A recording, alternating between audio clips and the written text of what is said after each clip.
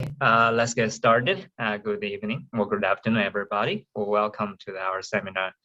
Today is our great pleasure to have Charles Lee Losq speaking with us. So Charles got his PhD from IPGP, and then he continued his research first at the Carnegie Institution of Science at Washington, D.C., and later on at the Australian National University. And then he returned to his home institution as assistant professor last year. So today he's going to present the work about machine learning and the Bayesian modeling of spectroscopic data for Earth and material sciences. So with that, I will give the rest time to Charles. And we are going to leave another, let's say, 15, 20 minutes for discussion after your talk. Okay, please go ahead. Thank you very much for the introduction, and thank you for the opportunity to give this talk and present my work on those topics, which I developed through the years with a bunch of collaborations at IPGP, also a lot of collaboration at ANU-RSCS, where I've developed many collaboration linking geochemistry and the use of machine learning in geochemistry. So I'm going to speak about what we did there today, and to illustrate mostly the two different types of problems we can solve with machine learning and different examples of solving those problems. So what is machine learning? I wanted to start my talk with this quite simple question. Maybe some of you already know that fairly well, but others may have some question about what this is. What is this technique we hear about every day? So basically, machine learning is, I will say, a set of clever functions to map the relationship between some variable x and some observation y. So this is what you can see there. You have some x values, and you observe things y, and in between you can put things like neural networks to map the relationship between x and y. So you are trying to search for the solution of this equation, y equal some function which varies as a function of x. So there is two problems we can usually handle with machine learning. The regression problem there, which is basically you have a curve and you try to fit a curve with some model. I need to erase my thing there. So we have data points, and those are the black dots there, y being an observation, whatever you want, and x being some independent variable. And we want to adjust this red dotted line to our observations in order to, in the future, to make some predictions, of course. So this is the first type of machine learning problem that you can find online. Then you have a second type of machine learning problem, which is the typical classification problem. So you have different observations, but this time those are discrete classes. There I gave a really toy example where you have two different features, feature 1, feature 2, and we see a bunch of data points, which are separated by some void there.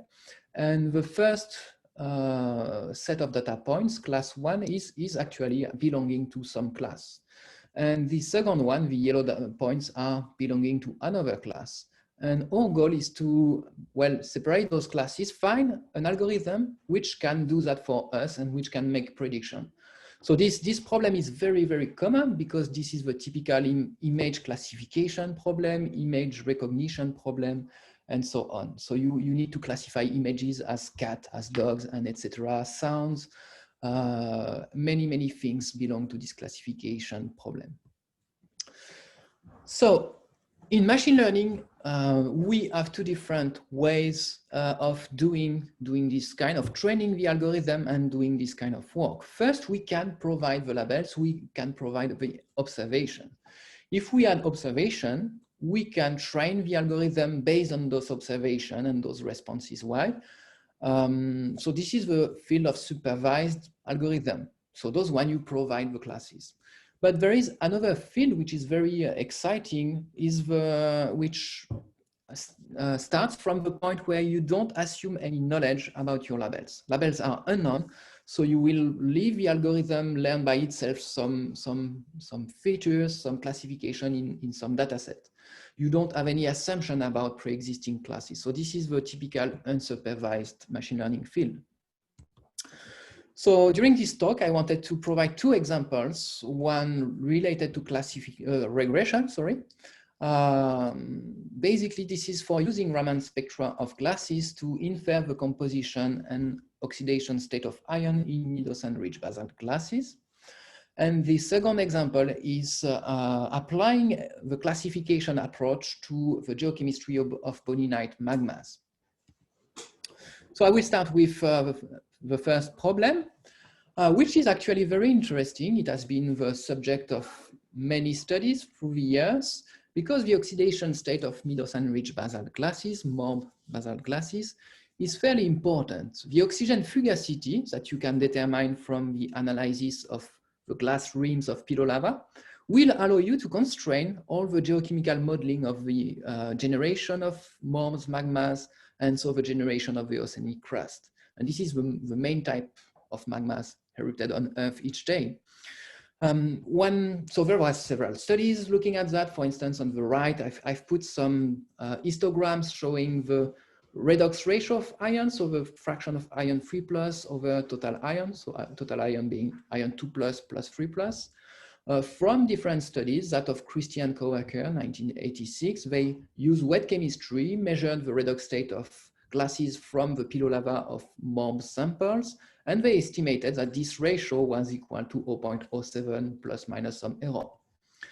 Then we have a more recent study of Bezos and Umler in 2005, which provided a value of 0.12, again based on wet chemistry titration.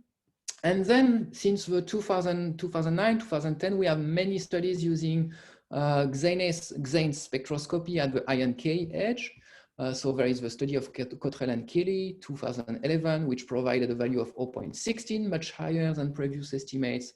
And in 2018, we have a value of Baye and co-worker, which provided a value of 0.10 plus minus 0.01. So you can ask there from this point, is that important? Because you are speaking of very small variation in terms of redox state of iron. We are going from 0.07 to 0.16. So it's not that much. But actually, there is an interesting chapter in an upcoming book, the Magma Redox Geochemistry AGO monograph, which will be published by the end of the year, by Paul Asimov, which shows that a shift of 0.06 in the redox state of iron that you measure is actually related, or actually implies, a change of 4% in your fractional melting at the source, and 50 Kelvin, 46, 50 Kelvin in terms of temperature difference at the source. And this has strong impacts on all the models of the oceanic plate generation. So this is why those people try to get a really good estimate for this iron redox state in MORB. So before going further, let's go back how we can measure this redox state of iron in glasses and melts. Well, I've spoken about several two techniques up to now. We have wet chemistry, which is a well-established method since the 1960s. It's an absolute method. You use chemistry to measure fraction of iron 2+, 3+. It's quite accurate and reliable if you have homogeneous sample, but you need a large amount of material, and it's a destructive method. There is several techniques using electronic microprobe, which is very interesting because you have a high spatial resolution. You can work on really small sample, perform mapping. It's an absolute method, but the accuracy is not that of wet chemistry. It's also sensitive to light element migration and those kind of phenomenon. And you need some high concentration of iron. We have a traditional Moss-Bauer spectroscopy, very interesting because it's a very accurate absolute method to determine the redox state of iron in glasses and also minerals. But you need quite a lot of material to do it. It can be costly to run also. And it's a bulk analysis. You don't have any spatial resolution mapping features there. Except with the latest synchrotron-based methods, which are very encouraging, but not yet, I will say, not yet routine analysis.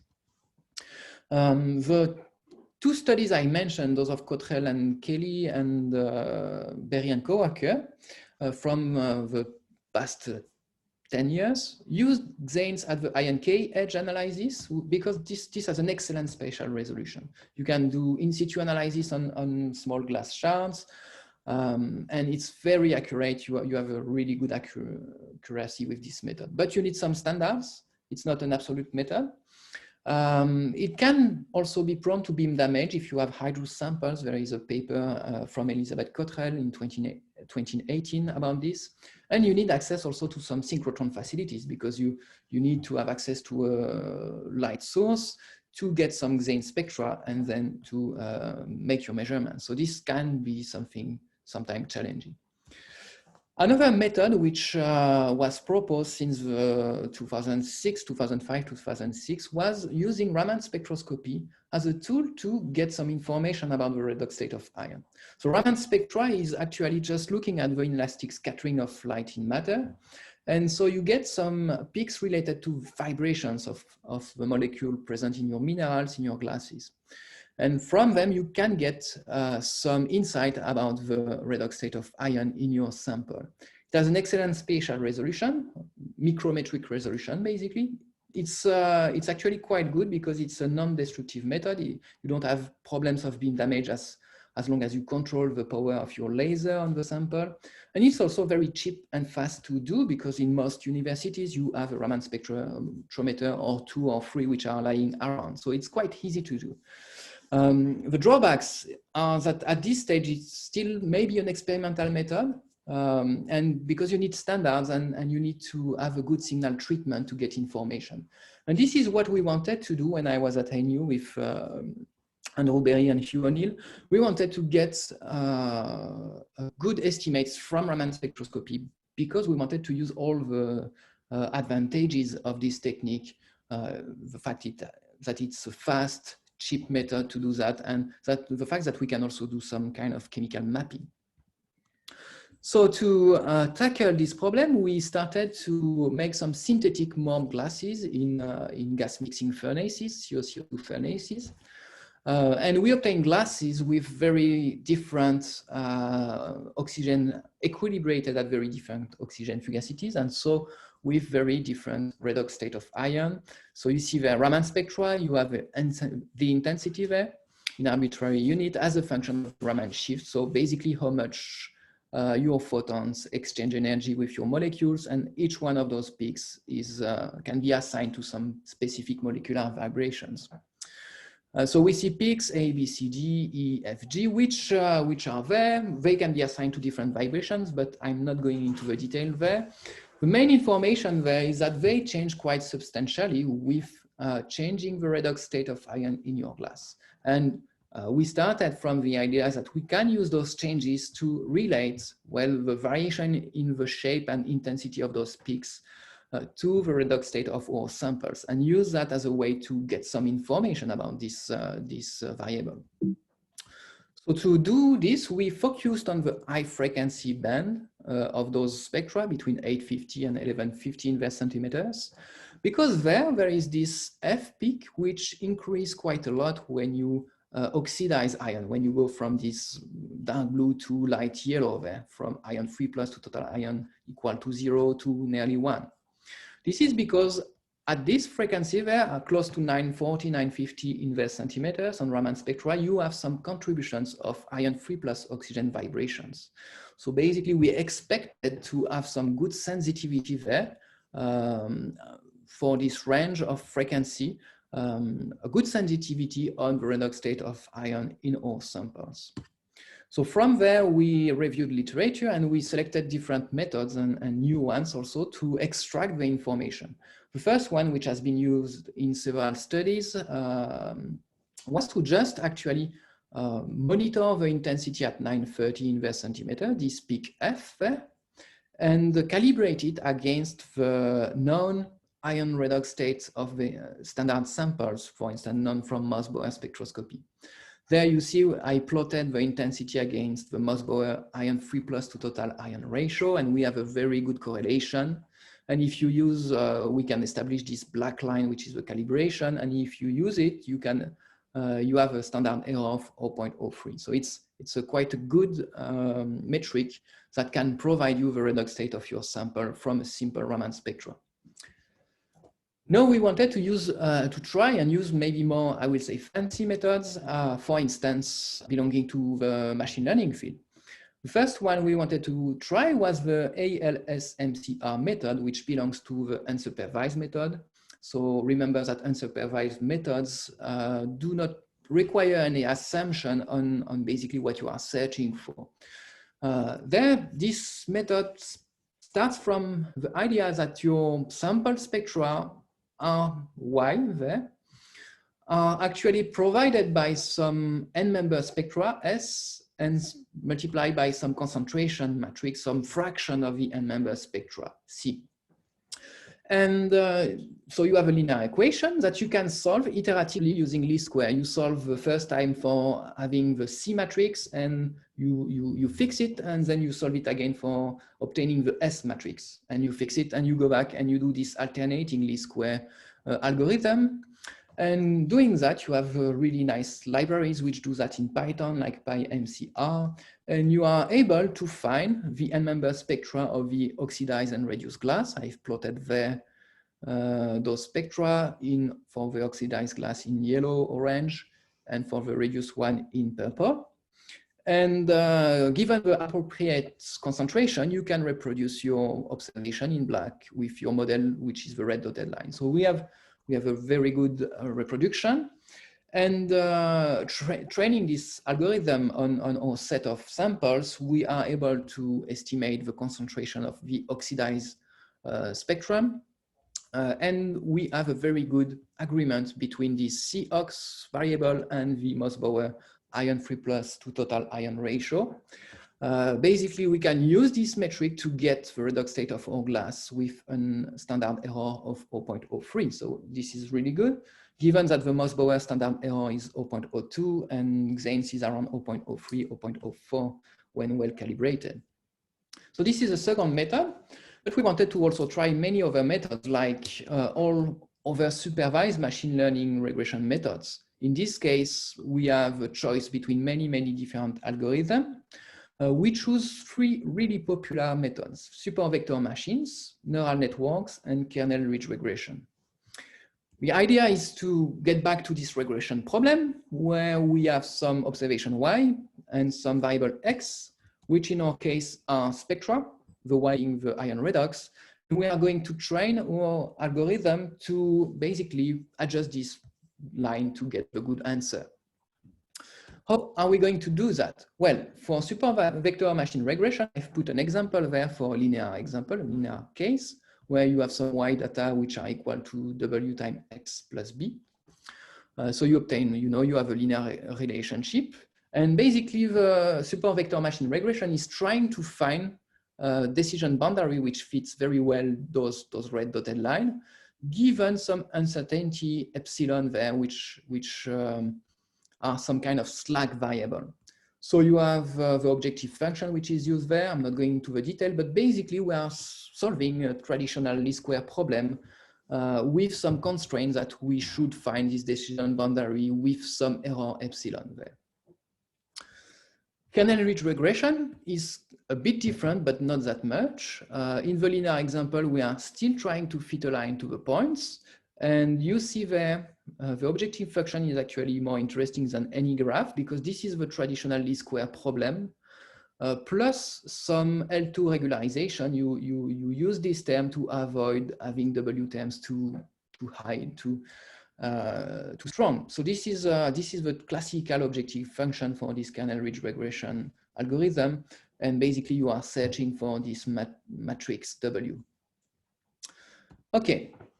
But there I showed some really scholar case of linear example for those two algorithms. How do they work if you have a nonlinear case? Well, this is where they are interesting, because I mean, we can all solve a linear least square regression problem quite easily with Excel. But when the problem becomes nonlinear and you have no idea of a function which links your variable to your observation, well, this is where machine learning becomes interesting. SVR and kernel-ridge regression use what we call the kernel trick when your case is nonlinear. This is basically a mathematical trick, which is mathematical function, to project your nonlinear data in a linear, highly dimensional linear space. You can see that on those two plots at the bottom. There we have some typical classification problem. We have two features and we have two classes. The red squares there and the circles which are in green. But you see that the delimitation for our two classes is actually strongly nonlinear in this plot. Well, if you have a third dimension where you use a mathematical kernel to expand your problem in a higher dimensional space, there in 3D, you can find this decision surface, which will be a linear plane in this 3D space. And so you can solve your problem and perform either regression or classification using this kernel trick for nonlinear case. Okay, so now the third method we used was the neural network, which maybe are becomes to be quite known now.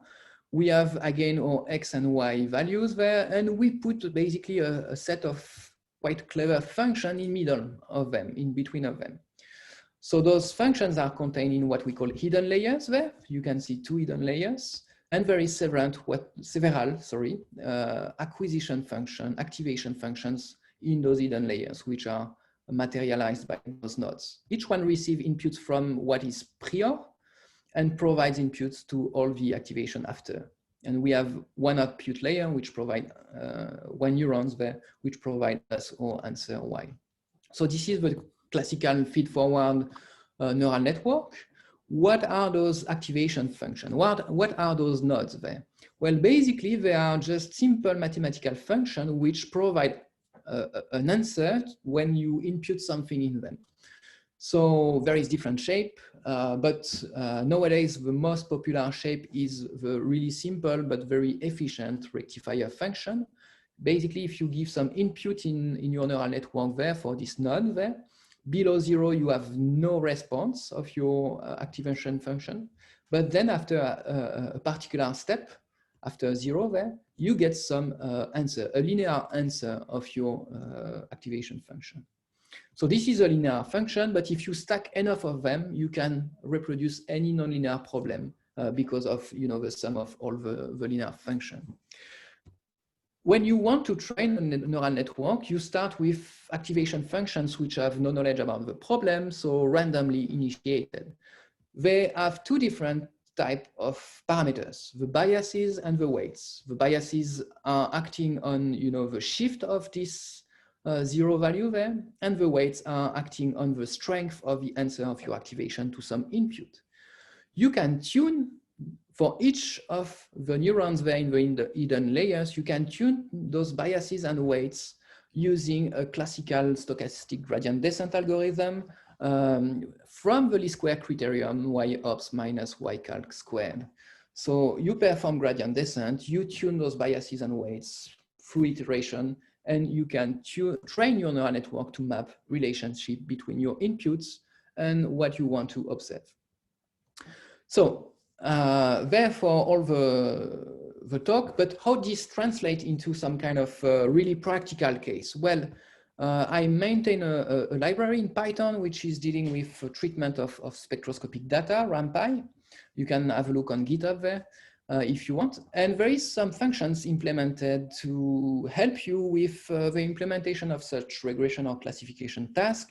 They are working on the top of the scikit-learn library.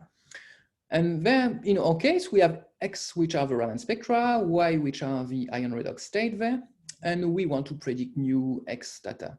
Well, with this RAMPy library, it's quite simple. You first say you want a model, some model equal RP, which is for RAMPy .ml regressor, X, Y. You tell him the algorithm you want, neural net, you ask him to fit it, and you can make new predictions. So this takes basically 4 lines of computer code to get a neural network trained and already running for making predictions. So there is example, for instance, there on GitHub. You can have a look if you want, but all that to say that it's actually easy to implement in a practical way those kind of methods.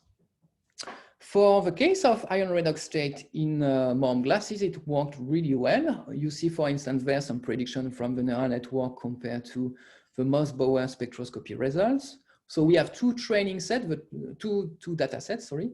We separated our data set in some training points, which were used to train the neural network algorithm, and some testing points, which are the stars there, which are used for inferring how accurate the predictions are on new samples. And it's quite accurate. The root mean square error between predictions, new predictions and observations are below or equal to 0.04 for standard samples. So with all this work, we've been able to propose a new, actually analyzing 42 natural pieces of pillow lavas from the Smithsonian Institution. We have been able to propose a new Raman value, I will say, for the redox state of iron in mid-dose and rich basalt glasses equal to 0.09. We have a quite high standard deviation of 0.06 because of some sensitivity of Raman spectroscopy to the composition of the samples.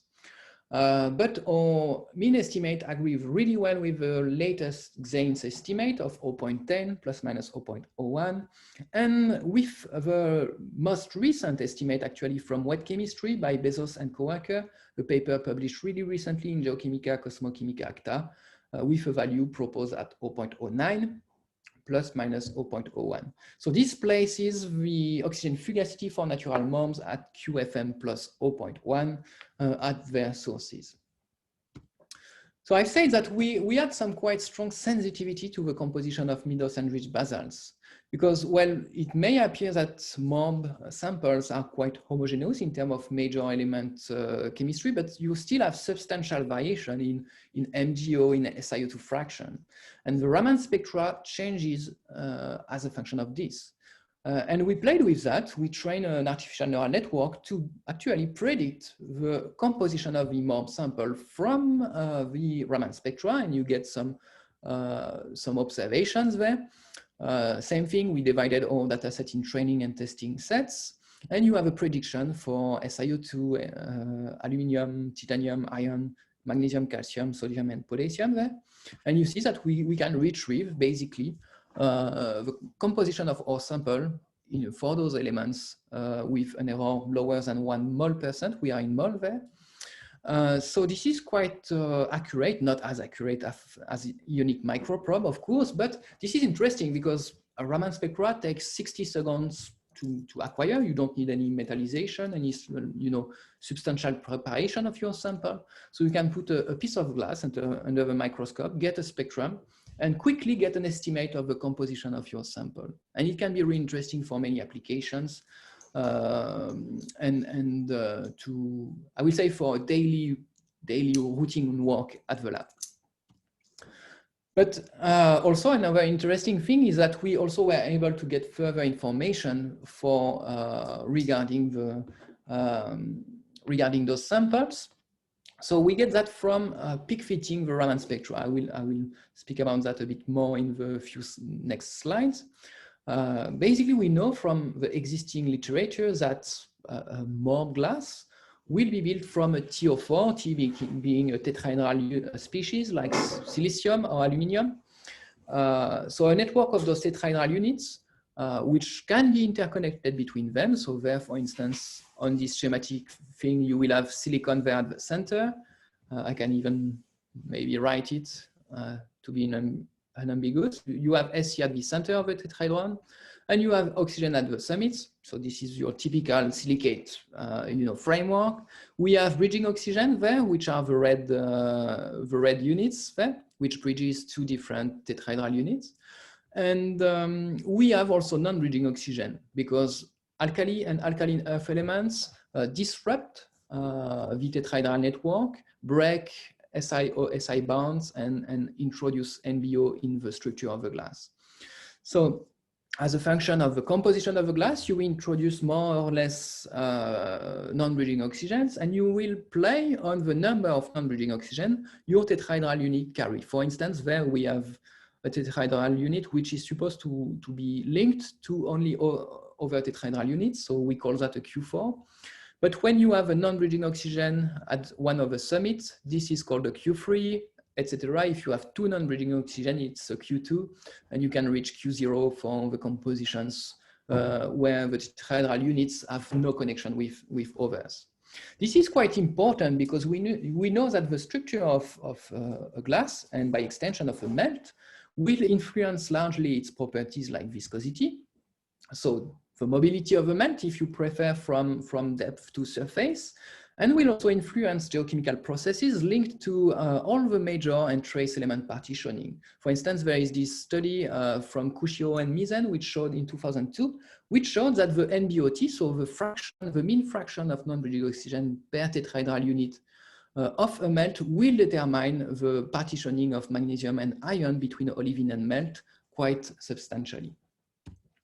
So this is why there we try to get this information from peak fitting the Raman data. So we have a signal between 800 and 1250 inverse centimeters, which is composed of the vibrations of those tetrahedral units.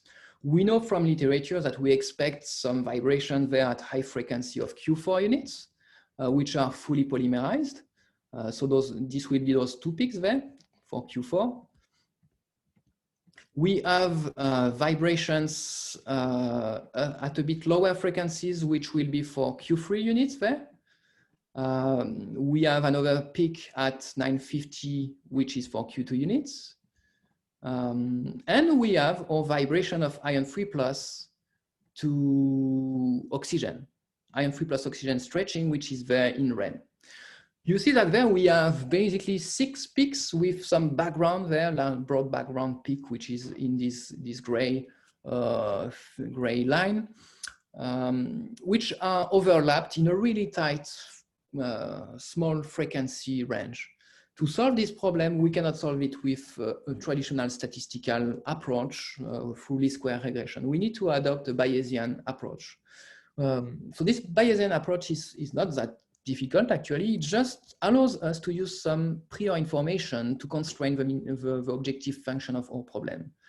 So when we want to solve the least square problem, we want to optimize the objective function, find the minimal value, for instance, for the misfit between our data Y, which is this black spectra, or model, which is the sum of the Gaussian peaks there, G, which are all those features there, divided by some errors, of course, squared. And you can add, if you look at some, for instance, the book of Tarantola, 2005, you can add a term where you minimize also the difference between the model, which is adjusted M, and the prior estimates of model parameter and prior, given some uncertainty on your prior values. So this is fairly important because this constrains your peak fitting model fairly well. For instance, we know quite well the values for Q3, Q4 in those type of system. We know quite well the values of frequencies. We know also well the values in terms of the width of the peak. So this is information we can impute in this part of the objective function in the prior. Using that, you are able to resolve the different contributions, find the different peaks assigned to the different Q units. Therefore, a spectra which is actually fairly oxidized, we have a lot of iron 3 plus. We can do the same for a spectrum with not that much iron 3 plus. This is actually from one of the natural samples. We have a tiny peak assigned to iron 3 plus there, but most of the bands there are related to QN vibrations there. And we can plot how the fractions of those QN units vary as a function of the mean number of non-bridging oxygen per tetrahedral unit, which also varies actually jointly with the redox state of ions that you retrieve there at the top of this figure. So for the most oxidized sample, we have a lot of the polymerized Q4 unit actually, because we have only iron 3 plus. Iron 3 plus is what we call a network former species, and you actually participate in polymerizing your network. We have also units with 2 and 3 bridging oxygens there, Q2 and Q3, but in much lesser amount. And you increase the reduction of iron, so you go there to the right, you actually have a quite substantial depolymerization of your melt, because iron 2+, when it's formed, is acting as a network modifier element. It breaks the tetrahedral network, form non-bonding oxygens, so you decrease the fraction of Q4 and increase those of Q2 and Q3. What is interesting there is that actually we get more Q2 than Q3. And this is not what we expected. We expected to have the opposite. We expected to have more Q3 than Q2. It will be more logical with what is known from the study of alkali aluminosilicate melts. But there we are rich in magnesium and calcium.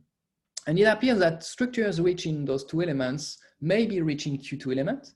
And because you can have some kind of channeling of calcium and magnesium in modifier channels. So this is a theory proposed by Greaves, 1985, 1989, where in a melt, such as a MORB glass or a MORB melt, you have your modifier elements, which are the alkali and alkaline earth elements, which tend to separate in modifier channels. So you will have some Q2 region there with the black dots being your calcium or magnesium.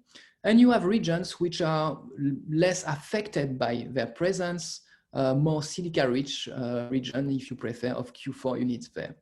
And so you have this kind of disorganized network where you have your percolation of alkaline earth elements in some channels, which can be important actually because those are the places where you will store volatile elements, where you will initiate crystal nucleation and things like that.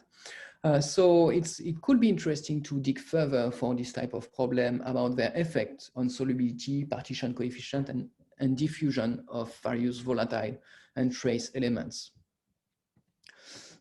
Okay, so up to now we have seen an application of a regression problem for using Raman spectra to get many information for MORB glasses, from their redox state of ion to their composition and even structure using Bayesian peak fitting.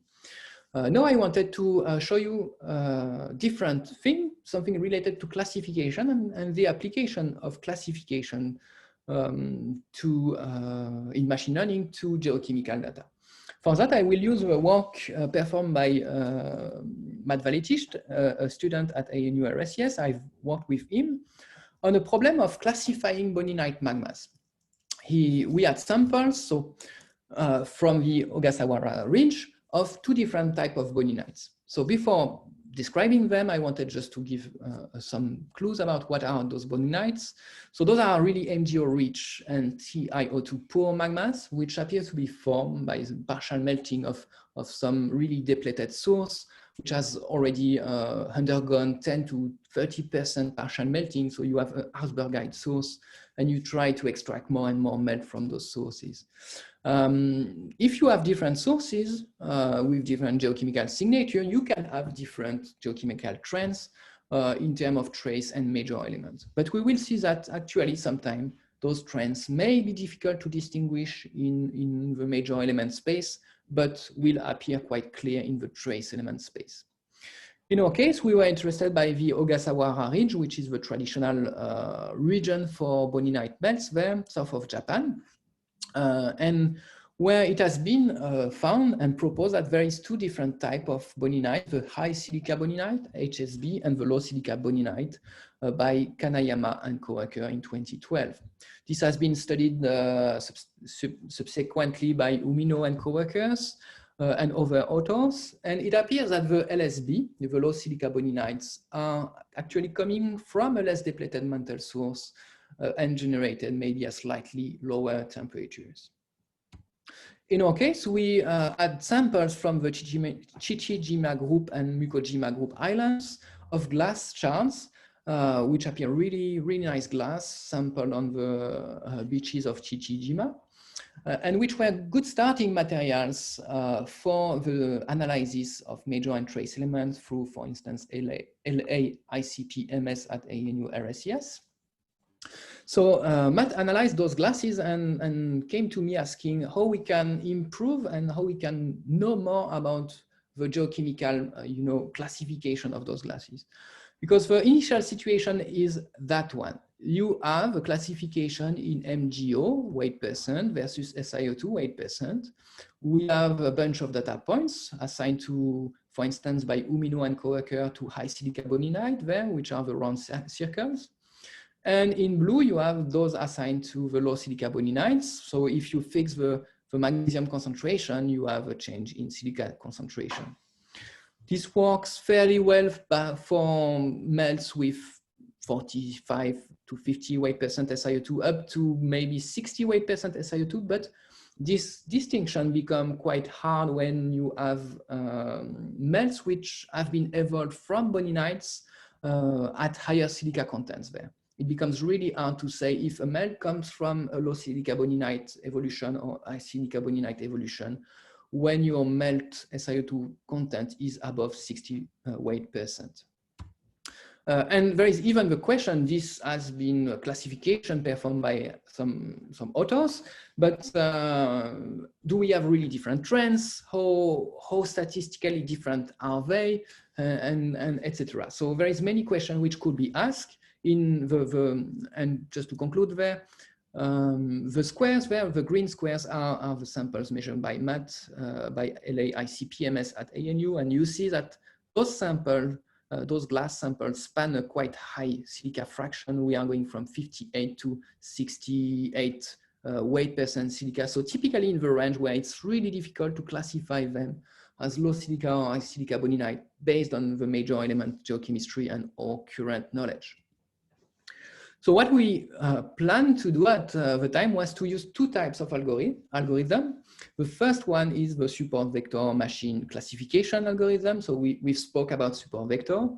In terms of classification, where you have a typical problem with two variables, x1 and x2, we have two different groups of data points in blue and in this brown color there. And we are searching for the best decision boundary to separate them. So this is what will perform the support vector algorithm in MgO SiO2 space. And we did that using the Umino and coworker 2015 data and classification. So we were in a supervised case. We used the labels provided by Umino and coworker. And doing that, we found this decision boundary there, which is in red, and you have the uncertainty there associated with this decision boundary in dashed lines there in gray. So we already have a good idea of, we already have a good idea for the classification there, and this boundary is quite good at low silica fraction, But when you reach a silica fraction above 57 weight percent, it becomes really blurry. There you have sample assigned to HSB, which are basically mixed with sample assigned to LSB. So when we saw this problem, we started thinking we better maybe use just the data without providing any labels and using a unsupervised machine learning method. So for that, we have chosen Gaussian mixtures after trying different methods. And we also worked mostly on trace elements because those ones are mostly incompatible, so will be preserved when you do crystal fractionation. So probably are the best metrics to follow, the geochemical evolution of a magmatic series upon crystallization and to classify your rocks. So Gaussian mixture models are actually working, if I put back the toy problem there with variable x2 and x1, working to find the minimum number of Gaussians necessary to explain the variance of your system and to explain the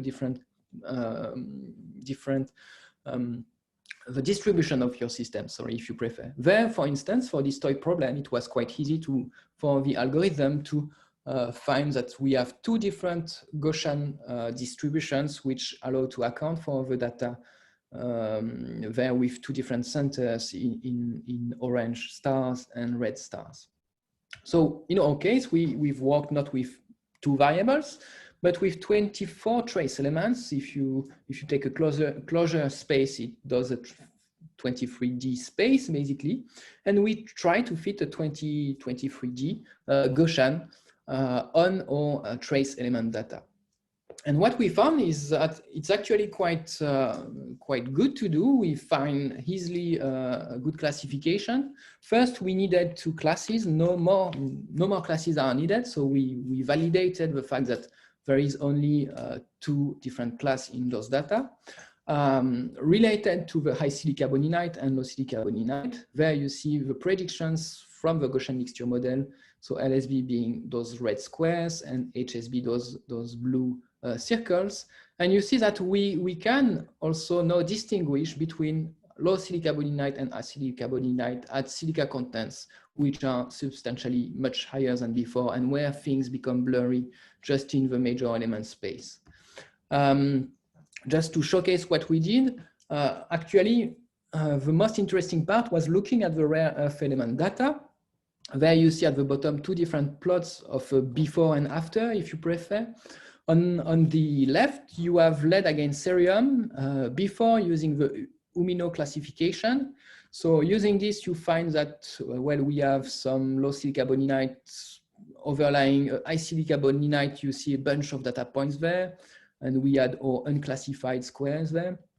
And same thing, we have high silica boninite overlying low silica boninite data points there at high cerium values, low lead values.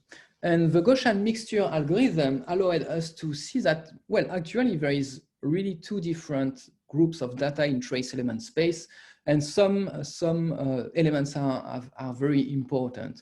Lead against cerium appears to be a critical one because, well, we have high silica boninites which are related to high lead, low cerium contents systematically, and we have the low silica boninites which are related to high cerium, low lead contents systematically. And we have really 2 distinguished groups of data points in this space. And this was quite easy to find with this Gaussian mixture classification algorithm. So if you want more information, we have a paper upcoming in Journal of Petrology about that. And there is all the code will be released on GitHub also at this web address, charles.ll/Bonnie-class. So just to showcase the final results of the paper regarding the machine learning, I'm leaving aside the petrological story there, focusing on machine learning, where prior to our study, there was 2 different types of boundaries proposed by Regan and Kanayama, which are really actually not agreeing very well with the classification of umino. We have our decision boundary, the SVM in black, which is the new decision boundary we propose in the MGOSI2 space. However, we see that if you have more than 57% silica, it's not there is no point in trying to apply this classification. And when we have high silica content glasses, it's much easier to use trace element data, and the classification is unambiguous using lead over cerium, for instance. And to conclude, I wanted to say that we can classify geochemical data, but also any kind of data. And I just wanted to say that we also can classify spectra, for instance, to perform automatic mineral recognition. You can analyze a mineral in a few minutes using Raman spectroscopy. And we played the game of training a bunch of algorithms with Baye to recognize if those were albite or anorthite or augite, etc. And there you have a few lines of codes which are necessary to train a model, for instance. And you have access to many different type of algorithm, nearest-neighbor, linear SVM, Gaussian process, decision trees, etc., etc. And it works really well, and it's quite easy to apply because you see that for basically training 10 different algorithms, which have different scoring values there, you need to be careful. You need those 5-6 lines of code. So I will leave it there, saying that we have a new tool at hand to participate in improving our, I would say, understanding and interpretation of spectroscopic data, and more broadly, any geochemical and geological data. Before we had theories, models, and observation, and now we have machine learning, which is another piece which allows us to perform different type of problem linked to regression and classification, and to have some interesting answers about different geochemical and geological problems. Thank you for your attention, and I will be happy to take your questions. Thanks. Okay. Thank you very much for the talk. And now it's time for questions from our participants. So you could either type your question in the chat, or you could open your mic to ask questions. Before you ask a question, please let us know your name and your institution.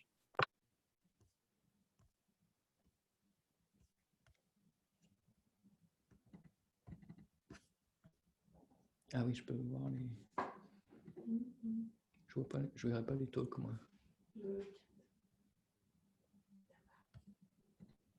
À converser.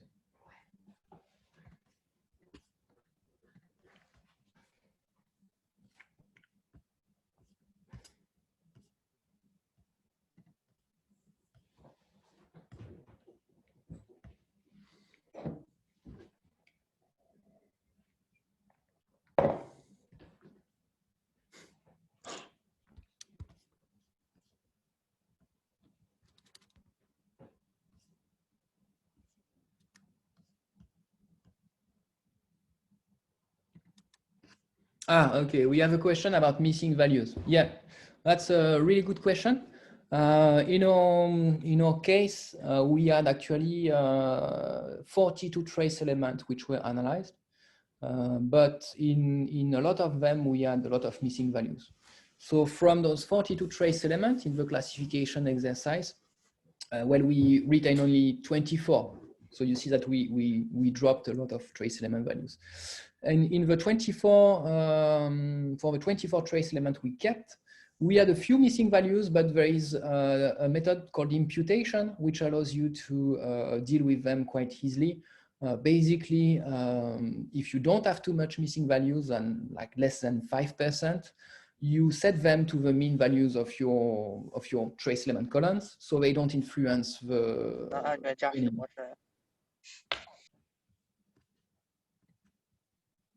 Is that clear? Did I reply to your question?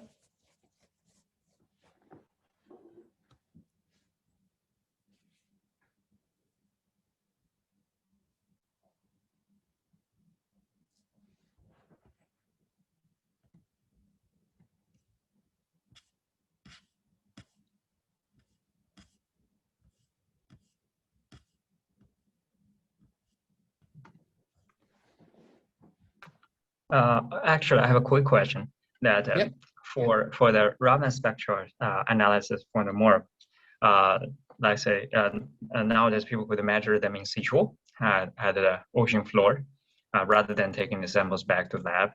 So do you think that your method could directly apply to the in situ analysis which occur under the ocean? It's quite interesting method because, well, Raman spectroscopy, you know, it's quite good at doing in situ analysis. You can bring it to the field. You can have portable Raman spectrometer.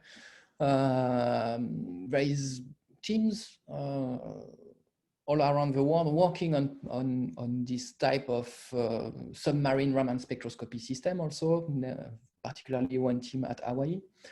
So we could have, if we have a good spectrum of a glass acquired directly in situ on the accretion, you know, region on the pillow lava rim, we could, in theory, get a good estimate from our method. However, I think we will face many challenges because such portable Raman spectrometer, particularly in a submarine environment, could have many effects which could affect the quality of the spectra. And up to now, we need spectra of quite good quality to get a good precision. So this will depend on how much precision you want and how much precision you need to solve your problem. What can be done is recognition of minerals, recognition of glasses, and that has been the topic of the Mars 2020 mission, where there is a Raman spectrometer actually. So this has been also a quite active area of work because, well, this time, if you get a Raman spectra with a broad, area of analysis, it does not matter. You will have a mixture of different mineral signals, and you can use a machine learning algorithm maybe to retrieve which phases you had and their proportion maybe. So this is another area where it's possible and already done to perform some in situ analysis. I have a question about how did I evaluate whether the process is good or not for imputation. So it's quite a good question. We tried actually on data where we had all the rows which were full and removed data. We did some tests and we observed that actually it does not really change anything for our case. In our case, when we had up to 10, or I don't remember, maybe 15% of missing values. Above, it starts to affect your classification. But you can test that just doing that. If you have one feature where you have all the data, you remove them and you impute them with an imputation algorithm, and you see how it affects, your predictions.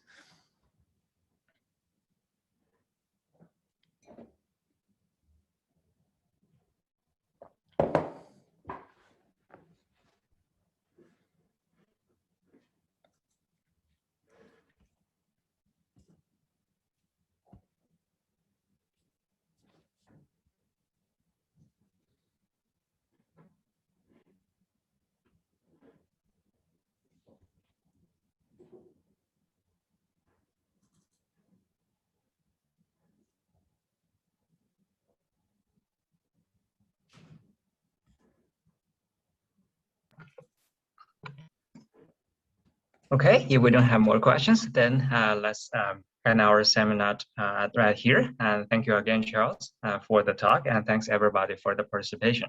So our next 2 weeks, we won't have any seminar due to the EGU meeting. And afterwards, we will have another one.